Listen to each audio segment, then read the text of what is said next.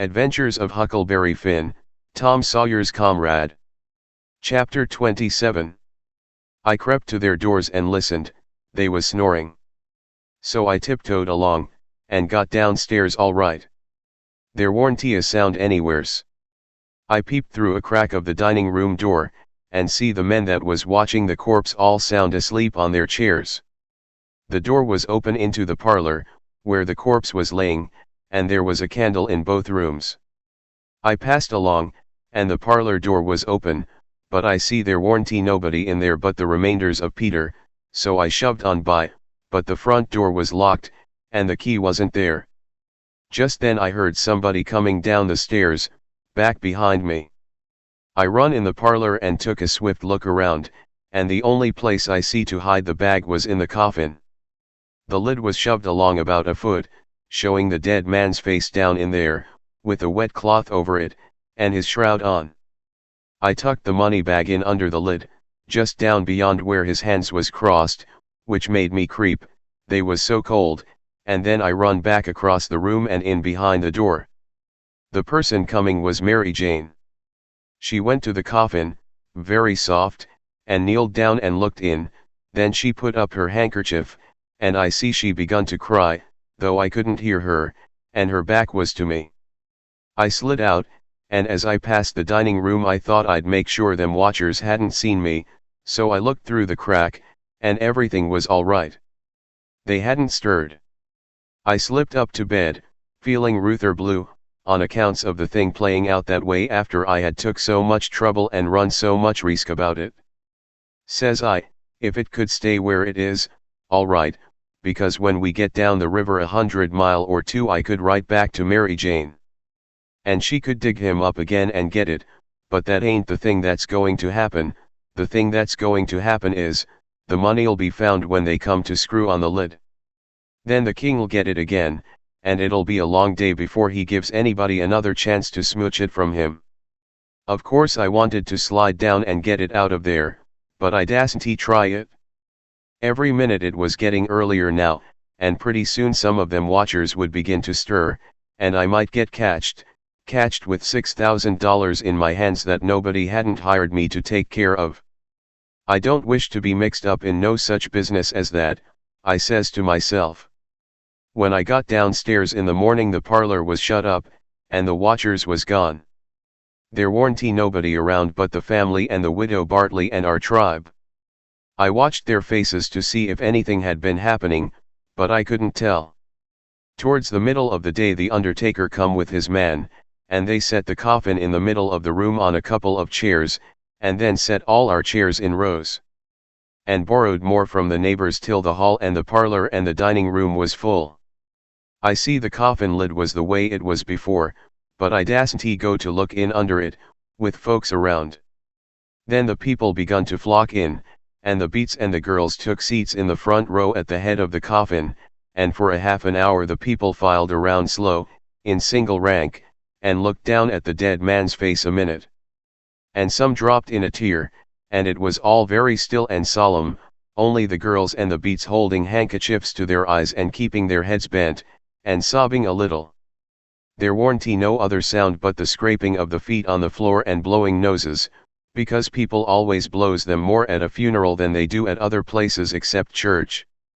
When the place was packed full the undertaker he slid around in his black gloves with his softy soothing ways, putting on the last touches, and getting people and things all ship-shape and comfortable. And making no more sound than a cat. He never spoke, he moved people around, he squeezed in late ones, he opened up passageways, and done it with nods, and signs with his hands. Then he took his place over against the wall. He was the softest, glidingest, stealthiest man I ever see, and there warn't no more smile to him than there is to a ham. They had borrowed a melodeum, a sick one, and when everything was ready a young woman sat down and worked it, and it was pretty squeaky and colicky, and everybody joined in and sung, and Peter was the only one that had a good thing. According to my notion. Then the Reverend Hobson opened up, slow and solemn, and begun to talk, and straight off the most outrageous row busted out in the cellar a body ever heard. It was only one dog, but he made a most powerful racket. And he kept it up right along.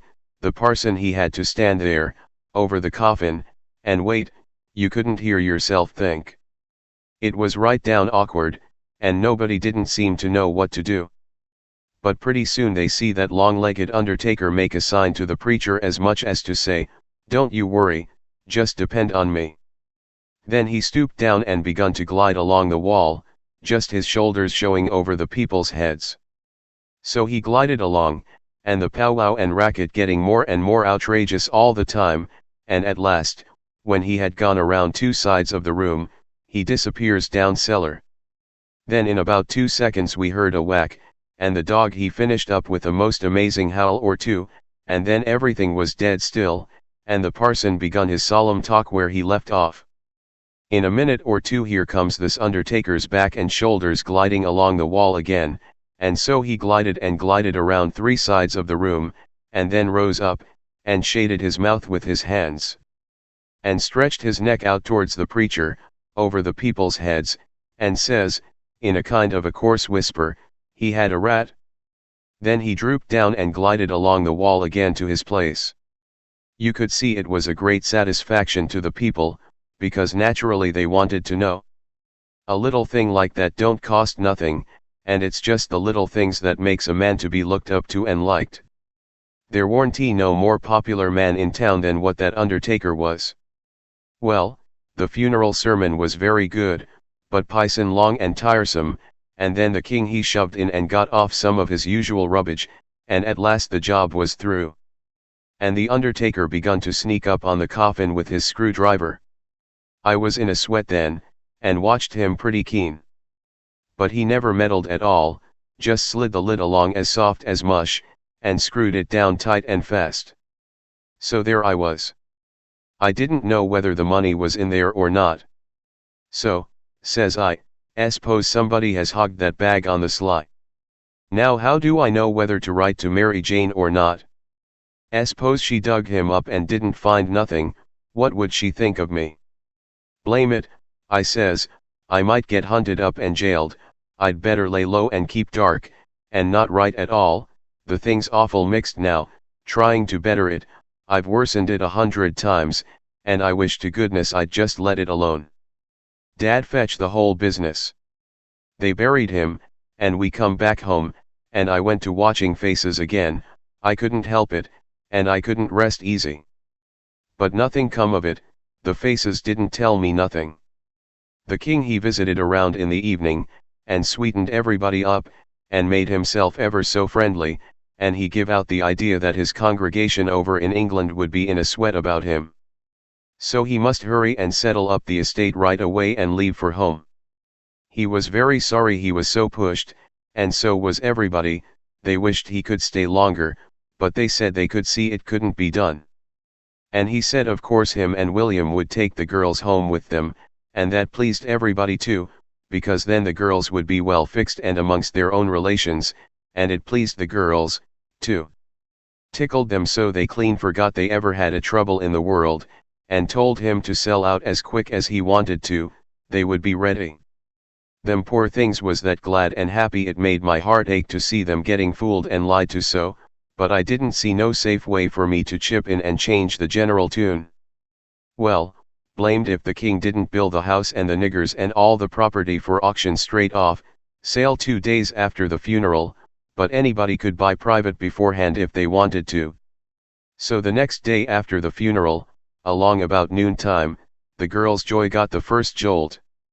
A couple of nigger traders come along, and the king sold them the niggers reasonable, for 3-day drafts as they called it, and away they went, the 2 sons up the river to Memphis, and their mother down the river to Orleans. I thought them poor girls and them niggers would break their hearts for grief, they cried around each other, and took on so it most made me down sick to see it.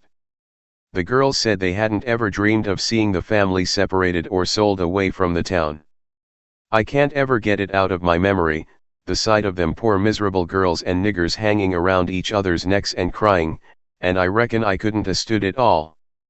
But would a had to bust out and tell on our gang if I hadn't knowed the sale warn't no account and the niggers would be back home in a week or 2.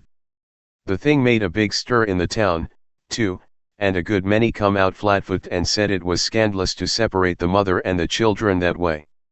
It injured the frauds some, but the old fool he buelled right along, spite of all the Duke could say or do, and I tell you the Duke was powerful uneasy. Next day was auction day. About broad day in the morning the King and the Duke come up in the garret and woke me up, and I see by their look that there was trouble. The King says, "Was you in my room night before last?" "No, your Majesty," which was the way I always called him when nobody but our gang warn't around. "Was you in there yesterday or last night?" "No, your Majesty." "Honor bright, now, no lies." "Honor bright, your Majesty, I'm telling you the truth. I hain't been near your room since Miss Mary Jane took you and the Duke and showed it to you." The Duke says, "Have you seen anybody else go in there?"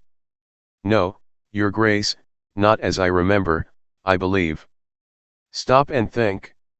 I studied a while and see my chance, then I says, "Well, I see the niggers go in there several times."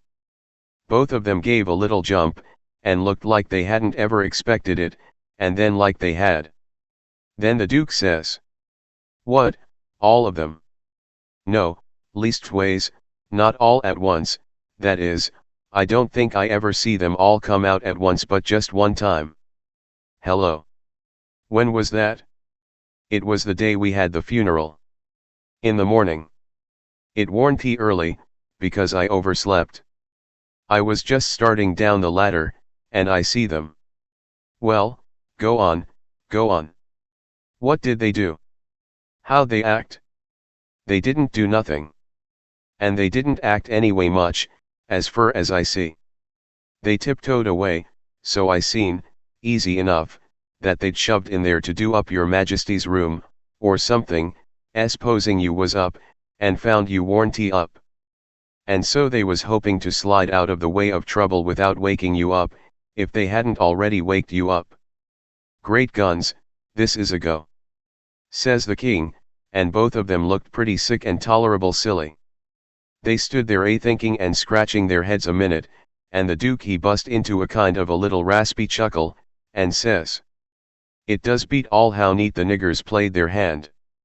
They let on to be sorry they was going out of this region. And I believed they was sorry, and so did you, and so did everybody. Don't ever tell me any more that a nigger ain't got any histrionic talent.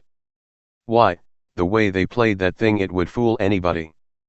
In my opinion, there's a fortune in 'em. If I had capital and a theater, I wouldn't want a better layout than that, and here we've gone and sold 'em for a song. Yes, and ain't privileged to sing the song yet. Say, where is that song, that draft? In the bank for to be collected. Where would it be? Well, that's all right then, thank goodness. Says I, kind of timid like. Is something gone wrong? The King whirls on me and rips out. None o' your business. You keep your head shut, and mind why our own affairs, if you got any. Long as you're in this town don't you forget that, you hear? Then he says to the Duke, we got to jest swaller it and say nothin', mum's the word for us. As they was starting down the ladder the Duke he chuckles again, and says, quick sales and small profits. It's a good business, yes. The King snarls around on him and says, I was trying to do for the best in sellin' 'em out so quick. If the profits has turned out to be none, lackin' considerable, and none to carry, is it my fault any more and it's yourn? Well, they'd be in this house yet and we wouldn't if I coulda got my advice listened to. The King sassied back as much as was safe for him, and then swapped around and lit into me again. He give me down the banks for not coming and telling him I see the niggers come out of his room acting that way, said any fool woulda knowed something was up.